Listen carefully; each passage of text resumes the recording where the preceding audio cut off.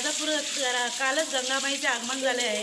राजापूरची पवित्र स्थान हे गंगास्थान आहे आणि कालच्या या पौर्णिमेच्या होळी सणानिमित्त गंगामाईचे आगमन झालेलं आहे। ही राजापूरवासियांसाठी एक अभिमानास्पद गोष्ट आहे आणि याचं पवित्र राखण्यासाठी आम्ही या गंगामाईच्या इथे आलेलो आहे स्थानात। आणि ही गंगा आत्ता आलेली आहे, तर एक आम्हाला एक आनंद असा आहे की जे काल होळीचा सण झाला, दर 5 वर्षानंतर 2 वर्षांनी होळी जी आहे चोपेश्वरची ती आपल्या इथे चौकामध्ये येते आणि त्या चोपेश्वराच्या भेटीसाठी गंगामाई आले असं एक कुठेतरी घडल्यासारखं असं वाटत आहे आम्हाला।